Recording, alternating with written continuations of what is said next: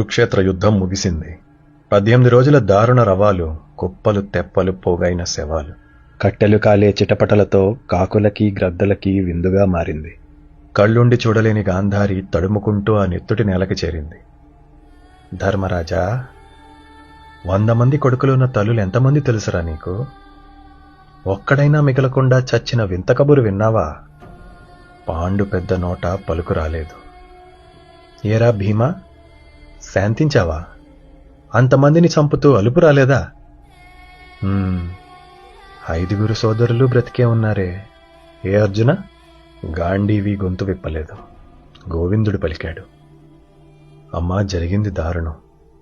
ఆపే ప్రయత్నం శక్తివంచన లేకుండా అందరూ చేశారు. చేశారా కృష్ణయ్య? నువ్వు కూడా చేశావా? కొడుకులంటే మూర్ఖులు, తెలియదు. నువ్వెవరో నాకు తెలీదా? నీ పార్థుడికి ఒక్కొక్కడిని వేలు చూపి మరీ వేటు వేయించావే. ఈ యుద్ధం ఆపటం నీకు చేత కాదా? అది నన్ను నమ్మమంటున్నావా? నమ్ముతా. సరే, ఇప్పుడు నా లోపల ఒక అగ్నిపర్వతమే బ్రద్దలవుతోంది. దాన్నెవరు ఆపుతారు? నా పుత్రశోకం ప్రళయంగా మారుతోంది కృష్ణ. ఎవరు తప్పిస్తారు? శాంతం శాంతం అని శంఖాన్ని పూరించిన ధర్మజుడా, ఒక్కణ్ణి కూడా వదలకుండా పిశాచంలో పీల్చేసిన భీముడా, ఎవరు పడతారు నా శాపాన్ని? చెప్పు కృష్ణ అని ఆదేశించింది. ధర్మరాజు కను రెప్ప సైతం కదపలేదు. వాయుపుత్రుడు ఊపిరి బిగబట్టి నిలిచాడు. అర్జునుడు కృష్ణుడి వెనక్కి దాగాడు. కవలలు భీతితో స్తంభించిపోయారు. తలలు వంచుకుని కళ్ళు మూసుకుని ఉండిపోయారు. అప్పుడు మృదువుగా, ప్రేమగా, అమ్మా, తల్లి ప్రేమకి తప్పొప్పులు తెలియవు కదా. నీ గుండె గాయం ఏ దేవుడూ నయం చేయలేడని మోకాలిపై కూర్చుని పట్టు కొంగును పట్టి దేవాది దేవుడు శ్రీకృష్ణుడు పలికాడు. నేను పడతాను నీ శాపాన్ని, నేను భరిస్తాను నీ కోపాన్ని. వాళ్ళనేమనకు తల్లి.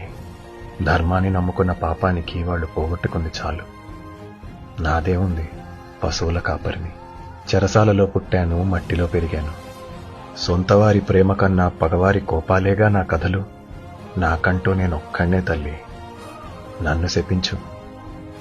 ఒకనాడు తల్లి పంతానికి రాజ్యాన్ని వదిలి అడవులకు పోయాడు. ఈ తల్లి శాపానికి ఒంటరిగా లోకాన్నే వదిలాడు. ఎంత గొప్ప విష్ణువైనా అమ్మ మాటకి తల వంచాడు. నమ్ముకున్న వాడి కోసం చివరికి దిక్కులేక ఒంటరిగా మిగిలిన దేవాది దేవుడే దిక్కు నాకు.